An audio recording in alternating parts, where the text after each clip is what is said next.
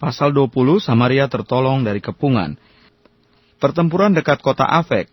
Pegawai-pegawai Raja Aram berkata kepadanya, Allah mereka ialah Allah gunung. Itulah sebabnya mereka lebih kuat daripada kita. Tetapi apabila kita berperang melawan mereka di tanah rata, pastilah kita lebih kuat daripada mereka. Bertindaklah begini, pecatlah raja-raja itu masing-masing dari kedudukannya dan angkatlah bupati-bupati menggantikan mereka. Lalu kerahkanlah tentara sebanyak tentara yang telah gugur dari pihakmu itu. Demikian pula kuda dan kereta sebanyak yang dahulu. Marilah kita berperang melawan mereka di tanah rata. Pastilah kita lebih kuat daripada mereka. Raja mendengarkan usul mereka dan bertindak demikian. Dalam tahun yang berikut, Ben-Hadad memeriksa barisan orang Aram, lalu ia maju ke Afek untuk berperang melawan orang Israel.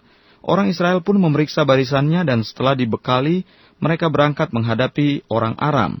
Orang Israel berkemah di hadapan mereka seperti dua kawanan kambing.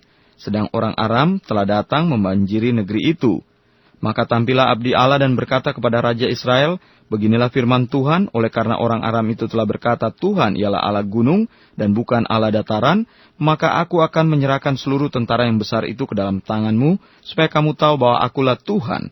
7 hari lamanya mereka berkemah berhadap-hadapan, tetapi pada hari yang ke-7 mulailah pertempuran, dan pada suatu hari orang Israel menewaskan 100.000 orang berjalan kaki dari orang Aram itu. Orang-orang yang masih tinggal melarikan diri ke Afek, ke dalam kota, tetapi temboknya roboh menimpa ke-27.000 orang yang masih tinggal itu. Sementara itu Ben-Hadad melarikan diri dan masuk ke kota dan bersembunyi dari satu kamar ke kamar yang lain. Lalu berkatalah pegawai-pegawainya kepadanya, ketahuilah kami telah mendengar bahwa raja-raja kaum Israel itu adalah raja-raja pemurah.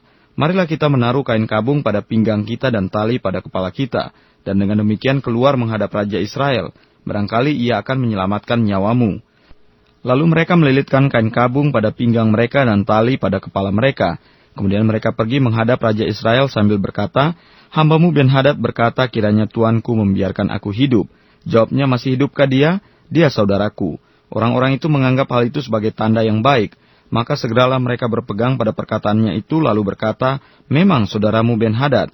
Sesudah itu, berkatalah Ahab, pergilah, ambillah dia. Jadi keluarlah Ben-Hadad mendapatkan dia, lalu diajak naik ke atas kereta. Kata Ben-Hadad kepadanya, kota-kota yang telah diambil bapakku dari pihak bapamu akan kukembalikan. Engkau boleh juga membuat pasar bagimu di Damsik, seperti yang dibuat bapakku di Samaria. Dan aku sendiri, kata Ahab, akan membiarkan engkau pergi dengan perjanjian.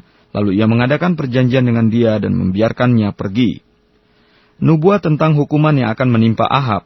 Seorang dari rombongan nabi berkata kepada temannya atas perintah Tuhan, pukullah aku. Tetapi orang itu menolak memukulnya. Lalu ia berkata kepadanya, oleh sebab engkau tidak mendengarkan suara Tuhan, ketahuilah, apabila engkau pergi daripadaku, seekor singa akan menerkam engkau. Dan ketika orang itu pergi daripadanya, maka seekor singa bertemu dengan dia lalu menerkam dia. Kemudian nabi itu bertemu dengan orang lain, lalu ia berkata, pukullah aku. Orang itu memukul dan melukai dia. Sesudah itu nabi itu pergi dan berdiri menantikan raja di jalan, sambil menyamar dengan membubuh kain pembalut pada matanya. Pada waktu raja lewat, ia mengadukan halnya kepada raja, katanya, ketika hambamu ini maju ke tengah-tengah pertempuran, tiba-tiba ada seorang meninggalkan barisan dan membawa seorang kepadaku sambil berkata, jagalah orang ini. Jika ia hilang dengan cara bagaimanapun juga, maka nyawamu adalah ganti nyawanya, atau engkau harus membayar setalenta perak. Ketika hambamu ini repot sana-sini, orang itu menghilang. Kemudian Raja Israel itu berkata kepadanya, begitu jugalah hukumanmu, engkau sendiri telah menetapkannya. Lalu segeralah ia membuka kain pembalut itu dari matanya, sehingga Raja Israel mengenali dia sebagai seorang dari rombongan nabi. Kata nabi itu kepadanya, beginilah firman Tuhan, oleh karena engkau telah membiarkan lolos orang yang dikhususkan bagiku untuk ditumpas, maka nyawamu adalah ganti nyawanya, dan rakyatmu ganti rakyatnya. Lalu Raja Israel pergi ke istananya dengan kesal hati dan gusar, maka sampailah ia di Samaria.